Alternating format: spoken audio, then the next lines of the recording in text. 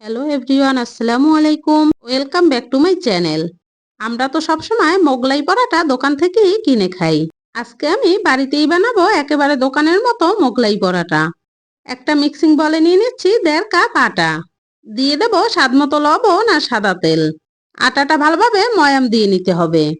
এভাবে হাত দিয়ে চেপে মুঠো করা গেলে তবেই বুঝতে হবে যে ময়ামটা ঠিক মতো হয়েছে। এবার অল্প অল্প পানি দিয়ে একটা ডো বানিয়ে নেব। পানিটা একবারে ব্যবহার করতে যাবেন না, অল্প অল্প পানি দিয়ে ডোটা বানিয়ে নিতে হবে। ডোটা বানিয়ে রেস্টে রেখে দিচ্ছি 10 মিনিট। এখন একটা স্পেশাল পুর বানিয়ে নেব। একটা পেঁয়াজ দিয়েছি, পেঁয়াজটা কুচি করে কেটে নিচ্ছি। চুলে একটা প্যান বসিয়ে সাদা তেল দিয়ে পেঁয়াজ কুচিটা দিয়ে দেব। এবার কুচি করে কেটে নিচ্ছি কয়েকটা কাঁচামরিচ। কাঁচামরিচ কুচিটাও প্যানে দিয়ে দিচ্ছি। নাড়িয়ে চাড়িয়ে হালকা ভেজে নিয়ে দিয়ে দেব স্বাদ মতো লবণ, লাল মরিচের গুঁড়া, হলুদের গুঁড়া। দিয়ে দেব জিরের গুঁড়া আর চাট মশলা। চাট মশলাটা ব্যবহার করলে খুব সুন্দর একটা ফ্লেভার আসে। এবার নাড়িয়ে চাড়িয়ে মিশিয়ে অল্প একটু পানি দিয়ে মশলাটা ভালোভাবে কষিয়ে নিতে হবে। ভালোভাবে কষিয়ে নিয়েছি, এবার চুলা থেকে নামিয়ে নিচ্ছি।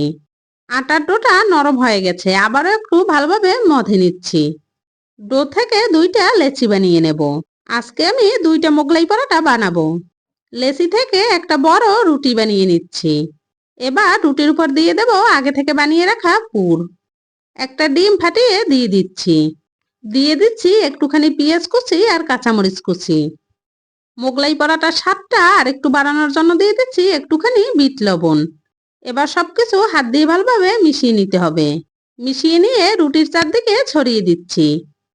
এবার রুটিটা এভাবে চারদিক থেকে ভাঁজ করে নেব। অবশ্যই কিন্তু এ সময় এভাবে একটু একটু করে চেপে দিতে হবে, যাতে ভাজার সময় খুলে না যায়। চুলায় একটা প্যান বসিয়ে সাদা তেল গরম করে নিয়েছি। এবার মোগলাই পরোটাটা দিয়ে দেব। এ সময় কিন্তু অবশ্যই সাবধানতা অবলম্বন করতে হবে। এক সাইড ভাজা হয়ে গেলে উল্টে দিচ্ছি। চুলার আঁচ লো টু মিডিয়ামে রেখে উল্টে পাল্টে ভেজে নিতে হবে। আমি অনেক আগে একবার বানিয়েছিলাম, ভিতরের ডিমটা কাঁচা ছিল। ভালোভাবে ভেজে চুলা থেকে নামিয়ে নিচ্ছি। এবার একটা নাইফ দিয়ে টুকরো টুকরো করে কেটে নেব। এভাবে আমি মোগলাই পরোটাটা কেটে নিয়েছি। আলহামদুলিল্লাহ, আজকে আর ভিতরের ডিমটা কাঁচা নেই। এবার একটা প্লেটে নিয়ে নিচ্ছি। সাথে নিয়েছি গাজর কুচি আর পেঁয়াজ কুচি। সত্যি কথা বলতে মোগলাই পরোটাটা খেতে কিন্তু মাশাআল্লাহ দারুণ হয়েছে। আপনারাও কিন্তু বাড়িতে অবশ্যই ট্রাই করবেন। এখনো যারা আমার চ্যানেলটি সাবস্ক্রাইব করেননি, সাবস্ক্রাইব করে দেবেন। রেসিপিটা যদি ভালো লেগে থাকে একটা লাইক করে দেবেন।